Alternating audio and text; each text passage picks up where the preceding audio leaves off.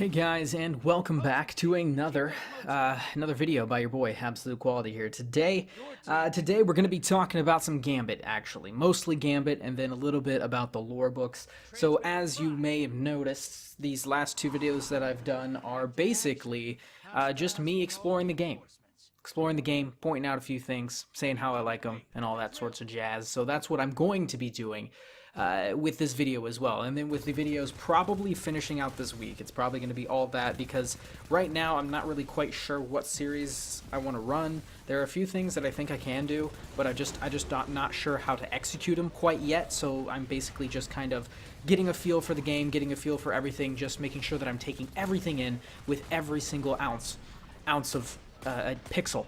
I'm taking every ounce of pixel into account here to kind of figure out what I want to make for this game, for video-wise anyways. I have some ideas, but, I'm just going to, give it some time. Give it some time. Make sure I know exactly what I want to do. So today we're going to be talking about Gambit. Now, Gambit's actually really, really fun.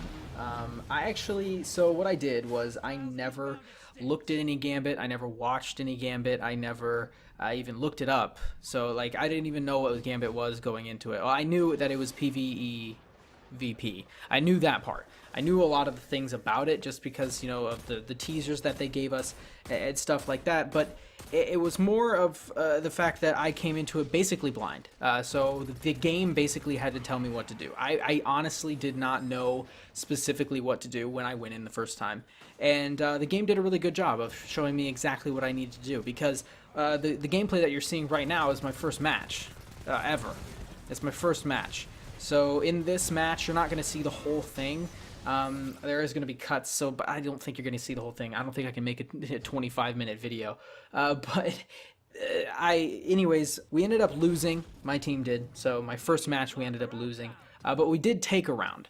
And in that round, I decided that, hey, I'm going to go through the portal, and I went through the portal and killed a few people. Maybe I'll show that round first. Maybe I'll show the second round first, and then whatever we bleed over, we can get another round in there.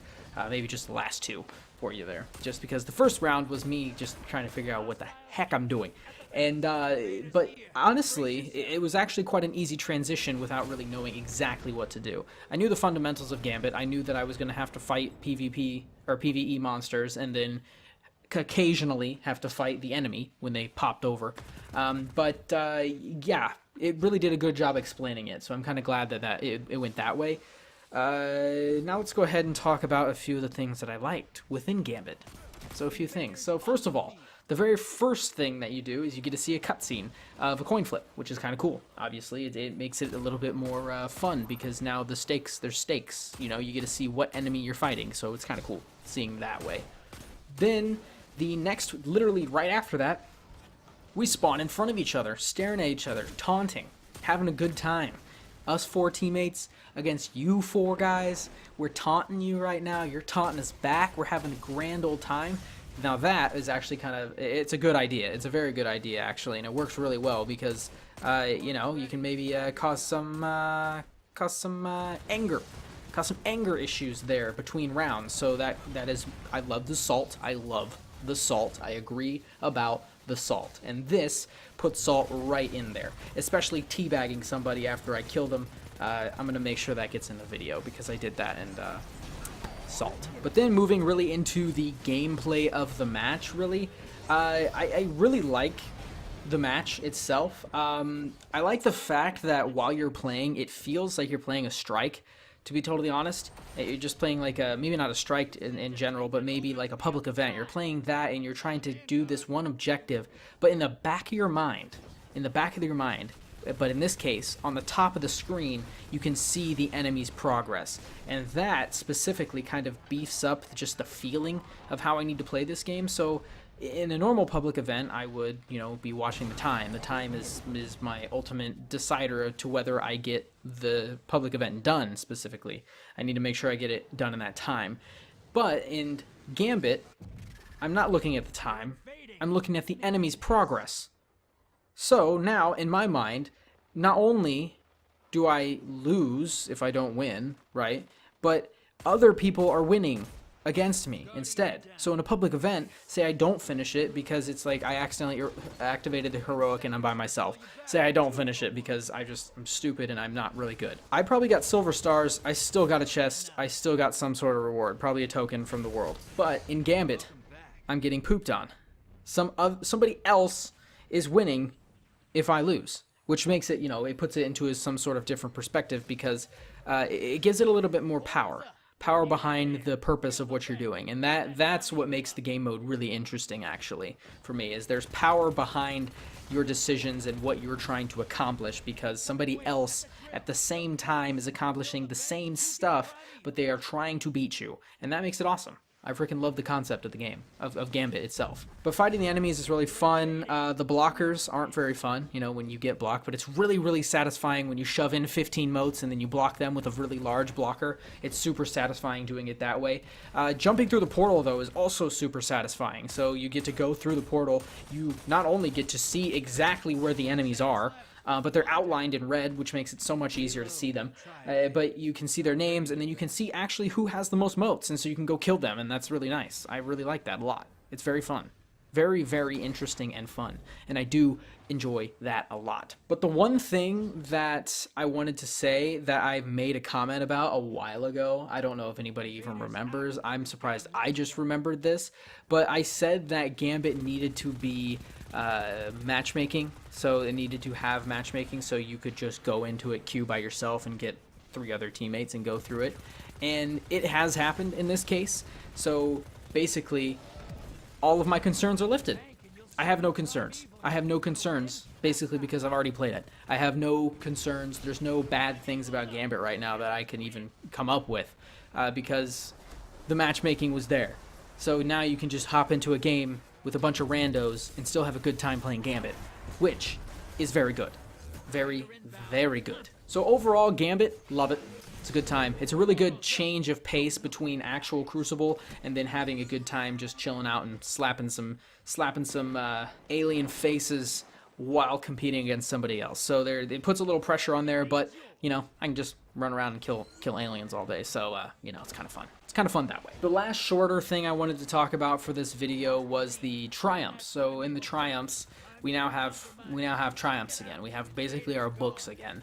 And I've said this a long time ago, like we needed this back. Like this is something that's actually fun. It's fun to track your progress. It's fun to work towards little side quests that really don't give you anything, but they give you some score, so you can kind of show off your score to your friends. And you can compete against people in some other way that maybe not be specifically gameplay, but yet maybe exploring or lore or something like that. You can actually get names in front of on your card, and that's really cool as well because you can show that you've put in the time and effort to do some specific thing on the game, and it's really nice to see that people that grind things and that people that make sure that they are completionists have the opportunity to show off that fact. And that's really nice for a lot of people. I mean, there are a lot of players out there that maybe don't do the game all the time for specific reasons. Maybe they're trying to actually accomplish everything in the game, and then once they've completed everything, they're completionists and they're done, and they're on to the next game. But with those players, they're able to show off that they've done that they've actually achieved the entire game. They've achieved what the game has offered them, and that is a very nice thing because now they get to see. Now you get to see who is the god, the completionist. You get to see that they're going to come in there with different titles on their names and a whole bunch of other loot that you may never have seen, or, and they have like the massive score. And that's really cool because they can now show that off. But I've always wanted them to add that in. That was in the year 3 of Destiny 1 is when they had that, and I really wanted that back. And I was hoping it would pop up because it's fun to track what you're doing. It's fun to, do a little extra things that may not give you loot necessarily, but, just show you off a little bit. So it's actually kind of fun doing it that way. And then lastly, I see that they added a few more achievements, and that's really nice that they added more achievements. They didn't add very many, which kind of sucks. They added 11 more, I think. I think we had 12 before, now we have 11, now we have 23. So they added 11, so it's not great. I was hoping that there'd be a lot of things to be added. They do have secret achievements though, which is really cool because now there's some sort of mystery behind those, and you're like your completionist. You know, you got to figure out exactly what secret item, object, thing that you have to do, that you have to collect or something like that. Some Easter egg that lies out there. Someone will find it and get their secret achievements. But again, with like the books and everything, it's really fun to see yourself tracking against a game, and then if you're that type of person, it's actually fun to see how you're tracking against your friends, or how you're tracking against like your group or something.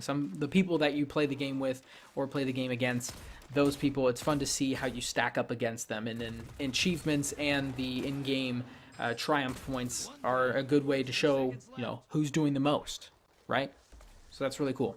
It's really cool. So that is all I have for today, guys. I got to keep playing the game. Got to keep playing everything. Make sure that I get through every single pixel, like I said. So gonna probably have these type of videos all week. I'm sorry that there's no like super interesting content, but I just don't exactly know what I want to pinpoint on for this year. So thank you for watching. Hope you enjoyed, and I'll see you later.